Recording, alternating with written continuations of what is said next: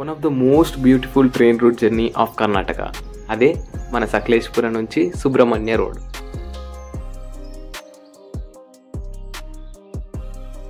చుట్టూ కొండలు, greenery, morning sunrise, అందులో ట్రైన్ జర్నీ ఒక సూపర్ వైబ్ అని చెప్పుకోవాలి.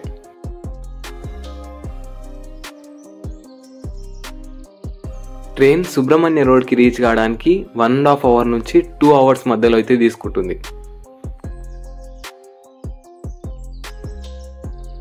సకలేశ్పురం నుంచి సుబ్రహ్మణ్య రోడ్కి 60 కిలోమీటర్స్ అయితే ట్రావెల్ చేయాల్సి ఉంటుంది. ఈ ట్రైన్ జర్నీలో మనం వాటర్ ఫాల్స్, నేచర్ సూపర్గా అయితే ఎంజాయ్ చేస్తాం. ఈ ట్రైన్ రూట్ జర్నీలో టోటల్గా 57 టర్నల్స్, 100 బ్రిడ్జెస్ అయితే క్రాస్ చేసి మనం ఫైనల్గా సుబ్రహ్మణ్యేశ్వర రోడ్కి అయితే రీచ్ అవుతాం.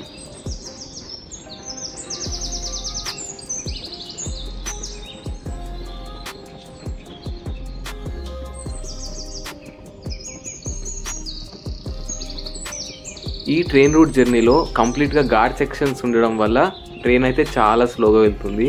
కానీ నేచర్కి అయితే మనం చాలా దగ్గరగా ఉంటాం.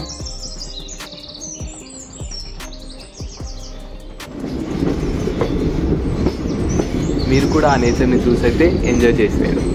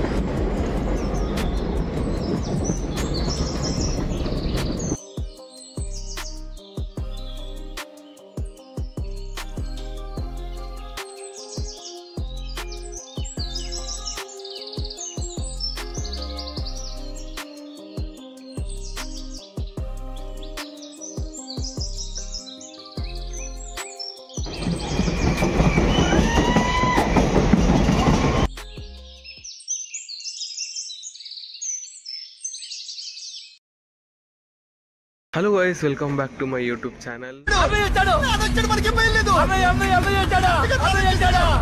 ఫైనల్గా మేమైతే ట్రైన్ జర్నీ చేస్తూ ఘాట్ సెక్షన్స్ని దాటుతూ సుబ్రహ్మణ్యేశ్వర రోడ్కి అయితే వచ్చేసినాం. ఇక్కడ నుంచి మళ్ళీ కుక్కి సుబ్రహ్మణ్యేశ్వర స్వామి టెంపుల్కి అయితే వెళ్ళాలి. ఇక్కడ నుంచి ట్యాక్సీ అన్న ఆటోన తీసుకొని ట్రావెల్ అయిపోవాలి.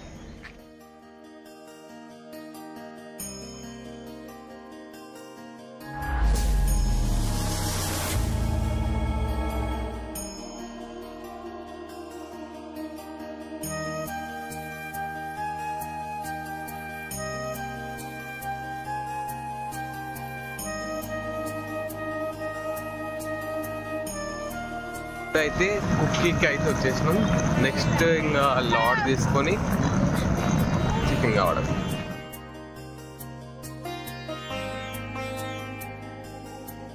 ఫ్రెష్ అప్ అయ్యి ధర్మస్థలంకి అయితే వెళ్తాం. ధర్మస్థలం శ్రీ మంజునాథ స్వామి టెంపుల్ మన భారతదేశంలో అతిపెద్ద శివాలయంలో ఇది ఒకటి. కుక్కి నుంచి ధర్మస్థలంకి 50 కిలోమీటర్స్ అయితే ఉంటుంది. మనకు ప్రతి హాఫ్ అన్ అవర్కి ఒక బస్ అయితే అవైలబుల్గా ఉంటుంది. సో మనం బస్ జర్నీ ఎంజాయ్ చేస్తూ అయితే ధర్మస్థలంకి రీచ్ అవ్వచ్చు. బస్లో ధర్మస్థలం రీచ్ కావడానికి 1 అవర్ అయితే టైం పడుతుంది. ప్రజెంట్గా మేమైతే ధర్మస్థలంకి అయితే వచ్చేసినాం.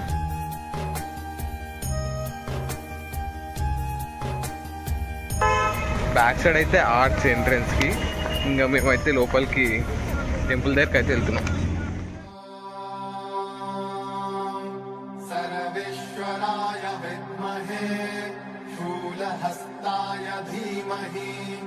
तन्नो रुद्रः प्रचोदयात्। దర్శనం లైన్లోకి అయితే వచ్చేసినాం.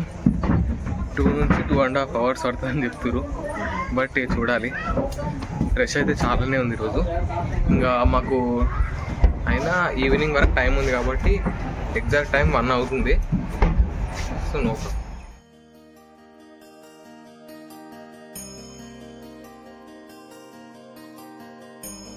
తిరుపతిలో ఉన్నట్టు ఇక్కడ కూడా వెయిటింగ్ హాల్స్ ఉన్నాయి. వెయిటింగ్ హాల్లో మాకైతే అరౌండ్గా 45 minutes నుంచి 1 hour మధ్యలో అయితే కూర్చోబెట్టారు. మనకు ఆ టైంలో లైవ్ వీడియో అయితే ప్రొవైడ్ చేస్తారు. సో మనం అక్కడ నుంచి కూడా దర్శనం చేసుకోవచ్చు. లోపలైతే ఫోన్స్ అలా ఉండవు కాబట్టి నేనైతే చిన్నగా ఒక ఫోటేజ్ అయితే తీశాను. దర్శనం చేసుకునేటప్పుడు గర్ల్స్ అయితే ట్రెడిషనల్ వేర్లో, ఇంకా బాయ్స్కి అయితే బనీన్ షర్ట్ అయితే ఉండొద్దు. ధర్మస్థలం ఇక్కడ గుడి ఒక ఇల్లులాగా ఉంటుంది. ఎందుకు అలా ఉంటుందంటే జైన్ రాజుల సేనాధికారి బీరన్న పెరిగేడే దంపతులైతే ఈ ఇంట్లో ఉండేవారు. ఇప్పుడే మా దర్శనం అయితే అయిపోయింది. ప్రసాదం కూడా తీసుకున్నాం. ఈ దంపతులు ఎంతో మందికి అయితే దాన ధర్మాలు అయితే చేస్తూ ఉండేవారు. పురాణాల ప్రకారం ధర్మదేవతలు మానవ రూపంలో అయితే ఈ ఇంటికి వస్తారు.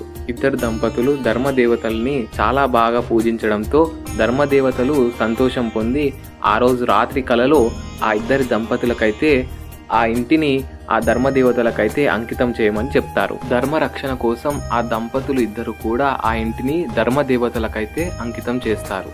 తరువాత అన్నప్ప హెగిడే మంగళూరు సమీపంలో కదిరి అనే గ్రామం నుంచి ఒక శివలింగాన్ని తెచ్చైతే ఈ గర్భగుడిలో ప్రతిష్ఠించారు. ధర్మదేవతలు ధర్మరక్షణ కోసం శివలింగాన్ని ప్రతిష్ఠించిన కారణంగా ఈ ప్రాంతాన్ని 16th century నుంచి అయితే ధర్మస్థలంగా అయితే పిలువబడుతుంది.